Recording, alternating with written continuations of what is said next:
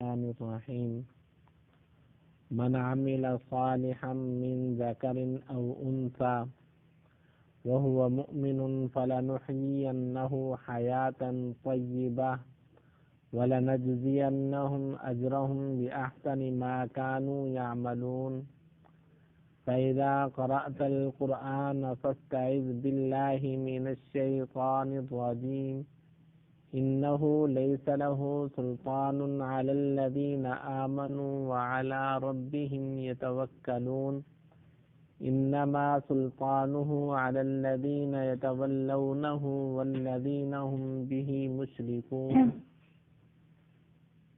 جس نے کیے نیک کام مرد ہو یا عورت وہ ایمان پر ہے تو اس کو ہم زندگی دیں گے ایک اچھی زندگی اور بدلے میں دیں گے ان کو حق ان کا بہتر کاموں پر جو کرتے تھے۔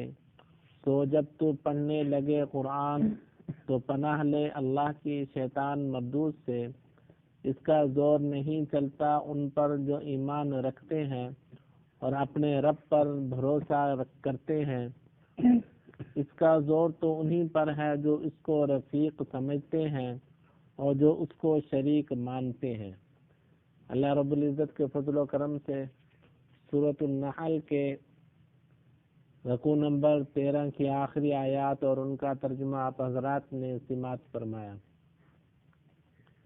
ان آیات میں اللہ رب العزت نے دو قسم کے تذکرے فرمائے۔ پہلا تذکرہ یوں فرمایا، من عمل صالحا، جس شخص نے نیک عمل کیا۔ نیک عمل کسے کہتے ہیں؟ نیک عمل ہر اس عمل کو کہا جاتا ہے جو نبی علیہ السلام کی اتباع میں صحابہ کرام کے طریقوں پر اللہ کی رضا کے لیے جو کام کیا جائے اسے نیک کام کہا جاتا ہے۔ پھر وہ نیک کام کرنے والے مرد ہوں یا عورت، میرا رب ارشاد فرماتے ہیں کہ ان کی شرط کیا ہے کہ وہ ایمان والے ہوں، مرد ہو یا عورت، جب بھی وہ نیک عمل کرنے تو اس کی شرط یہ ہے کہ وہ ایمان والے ہوں۔ بہت سے لوگ ایسے ہیں جو ایمان نہیں لاتے، غیر مسلم ہیں لیکن نیک کام کرتے ہیں، مثلا راستہ بنوا دینا، راستے میں پانی کا انتظام کر دینا یا اور کسی بھوکے کو کھانا کھلا دینا، تو ان لوگوں کو میرا رب اس دنیا میں ہی انعام دے دے گا۔ یہ ان کے لیے نہیں ہوگا بلکہ آخرت کا انعام فَلَنُحْيِيَنَّهُ حَيَاةً طَيِّبَةً، ایمان کی حالت میں جو نیک عمل کرے گا مرد ہو یا عورت تو اس کو ایک ایسی زندگی ملے گی جس زندگی کو زندگی طیبہ، ایک اچھی زندگی کا نام دیا گیا۔ وَلَنَجْزِيَنَّهُمْ أَجْرَهُمْ بِأَحْسَنِ مَا كَانُوا يَعْمَلُونَ، اللہ رب العزت فرماتے ہیں کہ ہم بدلہ دیں گے ان کو حق ان کا بہتر کاموں پر جو کرتے تھے۔ مسند حاکم میں ایک روایت موجود ہے، آقا علیہ السلام سے صحابہ کرام نے پوچھا کہ جب ہم کوئی نیک عمل کرتے ہیں تو اس نیک عمل کا بدلہ ہمیں کیا ملے گا؟ آقا علیہ السلام نے فرمایا کہ ایک نیکی کے بدلے میں 10 ثواب ملتے ہیں، 10 درجے ملتے ہیں۔ ایک نیکی ایک نہیں رہ جاتی بلکہ وہ ایک نیکی 10 گنا بڑھ جاتی ہے۔ پھر اس میں انسان جتنا تقوی اختیار کرتا ہے اور جس کی اس عمل میں جتنی زیادہ توجہ ہوتی ہے اللہ اس کو اتنی ترقیاں عطا فرماتے ہیں۔ فَإِذَا قَرَأْتَ الْقُرْآنَ فَاسْتَعِذْ بِاللَّهِ مِنَ الشَّيْطَانِ الرَّجِيمِ، اللہ رب العزت نے قرآن کریم کے آداب بیان کیے۔ آداب میں سے ایک ادب یہ ہے کہ جب بھی آپ قرآن کریم کی تلاوت شروع کرو تو اعوذ باللہ من الشیطان الرجیم پڑھو۔ اس کا فائدہ کیا ہے؟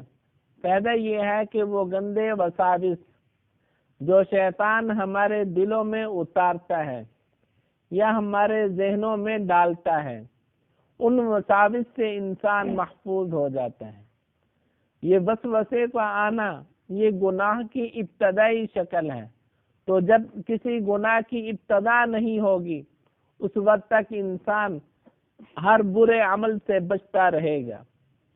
والد محترم رحمت اللہ علیہ فرمایا کرتے تھے، جو شخص صبح کے وقت میں اعوذ باللہ من الشیطان الرجیم 10 بار پڑھے گا، سارا دن اس سے گناہ کبیرہ نہیں ہوگا، اور جو شام کو پڑھے گا صبح تک اس سے گناہ کبیرہ نہیں ہوگا۔ انہ لیس لہ سلطان علی الذین آمنوا وعلی ربہم یتوکلون۔ اللہ رب العزت فرماتے ہیں کہ شیطان کا زور ایمان والوں پر نہیں چلتا۔ کیوں؟ وعلی ربہم، اس لیے کہ وہ اپنے رب پر بھروسہ کرتے ہیں۔ تو جب وہ اپنے رب پر بھروسہ کرتے ہیں کہ ہمارا محافظ ہمارا اللہ ہے، تو جب ہمارا محافظ ہمارا اللہ ہے تو شیطان کا زور ہم پہ نہیں چلے گا۔ انما سلطانہ علی الذین یتولونہ والذین هم بہ مشرکون۔ شیطان کا زور کن پر چلتا ہے؟ اللہ رب العزت فرماتے ہیں یتولونہ، جو رب سے اپنی پیٹھ کو پھیر لے اس پر شیطان کا زور چلتا ہے۔ اسی طریقے پر والذین هم بہ مشرکون، اس شخص پر شیطان کا زور چلتا ہے جو رب کے ساتھ دوسروں کو شریک ٹھہرائے۔ تو جب اللہ رب العزت کے ساتھ ہم کسی کو شریک نہیں ٹھہرائیں گے، یاد رکھنا شیطان کا زور ہم پہ نہیں چلے گا۔ تو سب سے پہلے ہمارا محافظ اللہ ہے۔ جب ہم اپنے آپ کو اللہ کی حفظ و امان سے نکال لیں گے تو پھر ہم پر شیطان کا زور چلے گا۔